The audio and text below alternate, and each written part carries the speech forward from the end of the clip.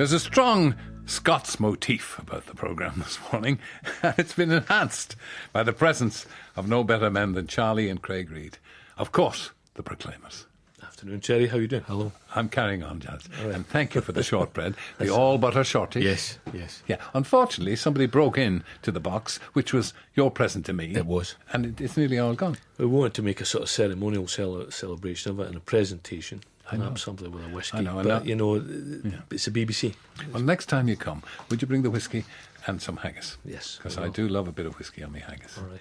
It's good to see you both, and thank you for making the journey down Thank to you. Scotland. And you've got a studio album in. I have a picture of the pair of you there, together with your backs to the camera, of course. Yeah. Very wise. It sells more, And it's called Let's Hear It for the Dogs. Yeah. Where did that come from? Where it's from, one of the songs is called What School? And it's a phrase that used to be used, I think it used on Merseyside in Ireland as well. Somebody say, what school did you go to, meaning what religion are you?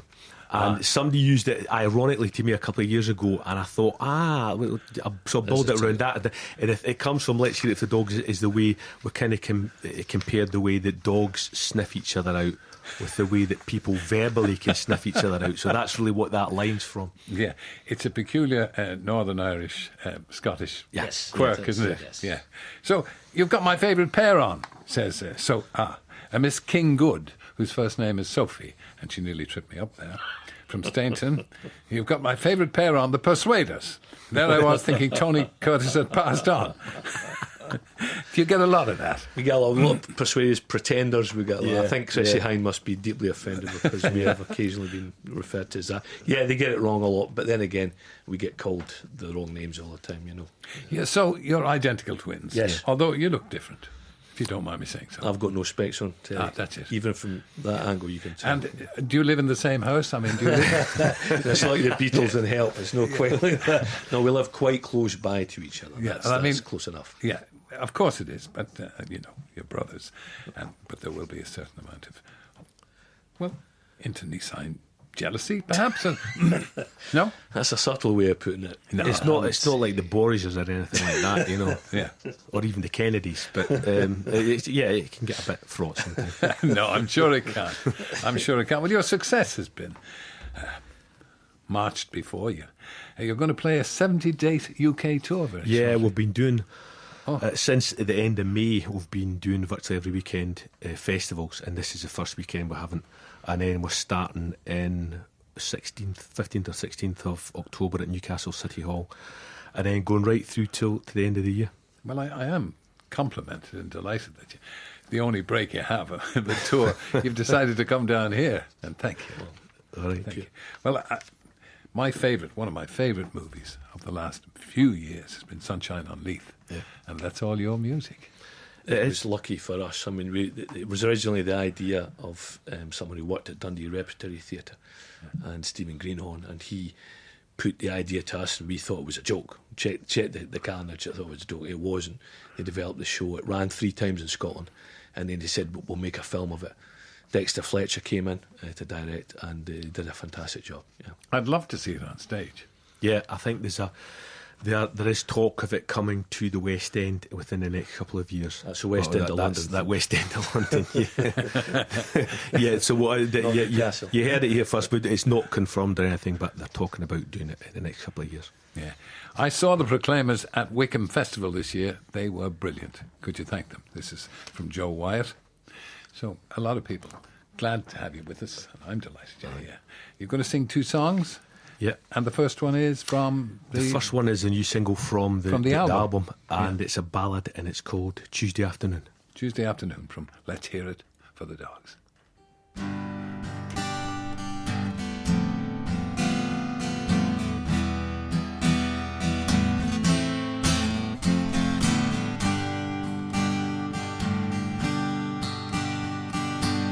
The time was 20 past, our meeting was delayed.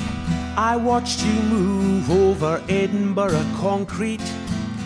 I hid behind the wall, and as you approached, I tried to guess at what you were thinking.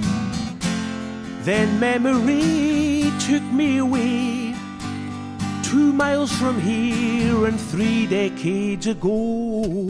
Then all at once so soon you were inside the room, and that was Tuesday afternoon.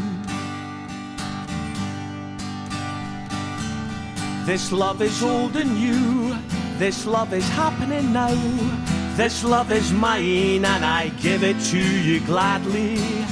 If you don't want it, say, and I'll take it away. I'll put it back in the place where I found it. Then every now and then I'll take it out again, turn it in my hands and look upon its madness. Then lead it from the room and show it to the moon. And remember Tuesday afternoon. I remember Tuesday afternoon. I recall the sweet scent of your skin. And if I try hard, I begin almost to draw a trace of your glistening lips upon my face. I never regret you, but sometimes I forget you. Like when I'm tired and I make bad decisions, but you come back to me. Your lovely melody sings to my soul and lifts me to heaven. And as I'm rising up, a yellow buttercup illuminates your chin and causes gentle laughter. Yours is a song I croon. I know I'll see you soon. I love you Tuesday afternoon.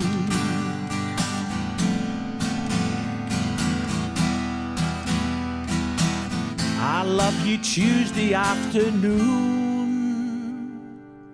I love that. I thought that was absolutely brilliant. Almost poetry, that was. Thank you. Terrific. Where do you get the inspiration to write that kind of everyday lyric that everybody can identify with? I've found we've had a couple of periods during our career where we didn't write very much. You know, it wasn't complete writer's block, but it was periods where we were taking too long to write stuff we were happy with. And I've found that in the last decade or so, the best way to do it is when we're off the road and we're starting to write, is to basically go in and write 7 days a week, even if it's only for a couple of hours. If you don't get anything, most days I don't get anything that's any good. But the more you do it, the luckier you become, as Gary Player used to say. You know, if you try and write every day, then eventually one day out of 7 or 8, you're going to get something that's all right. Where would you get something? I mean, that song is terrific. Thank you. Where did you get that? It's Tuesday afternoon. It's just a kind of song about love down the ages, you know. And it was usually, well, most songs I get the tune first, and I think that was one of them. There's a couple on this new record where I got lyrics first, but I think that was the tune. I had the tune for a couple of weeks, and then you don't really know what it's about until I get the first line or two, and then you go, it's about that. So then it kind of flows from there. So, when you had the huge hit with 500 Miles, was that a shock, a surprise, or did you really expect it? It was a surprise, and we were surprised that we had any commercial success, really. I mean, from Letter from America, which was a kind of hit late 87, after we re-recorded it with the great Jerry Rafferty. And then we went and we did the 500 Miles song, I'm Going to Be, as one of the songs on Sunshine and Leith album. And we thought, well, that's the track to radio, and that's it, and I don't think anything else about it. The truth is, their song's bigger now, or say in the last 10 years, was bigger now than it was when it was released. Quite by some way, I think. Did you ever think your songs would become the basics for a musical? No, I think neither Charlie nor I were ever big fans of musical theatre.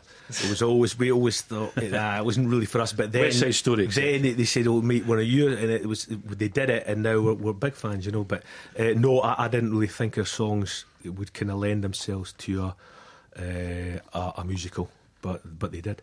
Your families must be very proud of you. Well, Mum's still going. Hope she's listening. You've got a cup of tea, Mum. And I hope Mum's proud of us, and I hope the kids are as well. Yeah. I'm sure they are. I saw the Proclaimers at Southend earlier this year, fulfilling a nearly 2 decades-long desire to do. I wasn't disappointed. Tell Craig and Charlie a big thank you for making such a good performance, fantastic atmosphere. Hope to see them again someday. Well, again, you'll be you're in the middle of your tour. Yeah. Where did you say was next? Next is the kick-off for the big tour. It's Newcastle City Hall on I think the 15th or the 16th of October. And Bradford the next night. Well, and do you enjoy touring? Yeah, Those venues particularly, they're more, great more too. than ever. I think more than ever. I think the age kicks in. You kind of feel that the recovery period is longer than it used to be between shows. But I think actually getting up on a stage, I think we'll like it even more than we ever did. Well, the song that we've heard Tuesday afternoon, is that reflective of the rest of the songs on the album? No, it's a kind of mix. We kind of write that we try and write songs about differing subjects, and there's a few kind of love ones on there, but there's other stuff as well. But if we get, I think to us that the lyrics are more important than the music, and if we get a lyric that's interesting, then that'll do for us, really. Yeah, well, that was obvious on Tuesday afternoon. Yeah. So please ask the Proclaimers to play Letter from America for my boyfriend Ross, who's been driving me around Torridon and Skye all weekend for my birthday. Every time I see a sign for Wester Ross, I burst into the song. I thought you were going to see a burst into tears. Well, yeah. It's a beautiful part of the world, particularly Wester Ross. It's fantastic, yeah. Let's hear it then.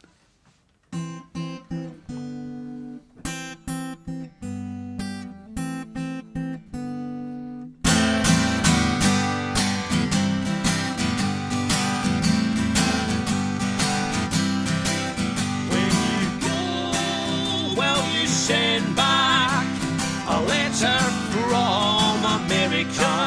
Take a look up the rail track from Miami to Canada.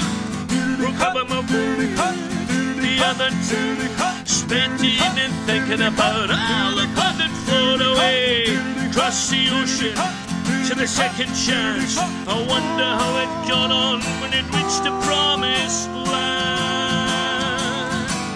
When you go, well, you send back a letter from America. Take a look up the rail track from Miami to Canada. I went to the ocean, so hard to imagine the way you felt the days here from Western Ross to Nova Scotia. We could have held you, should have told you. Do you know our sense of excitement? We always wait too long. When you go, well, you send back a letter from America. Take a look up the rail track from Miami to Canada.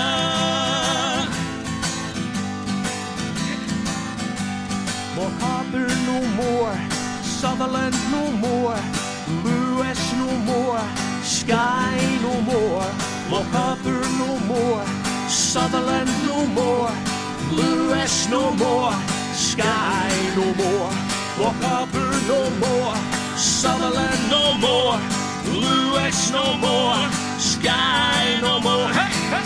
Now when am I we ever return to help us kick the line back to a dying mutual friend? Chewy nut, and your pretty love and chewy hups around the world to prove how much it has.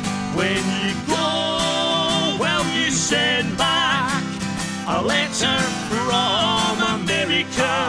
Take a look up the rail track from Miami to Canada.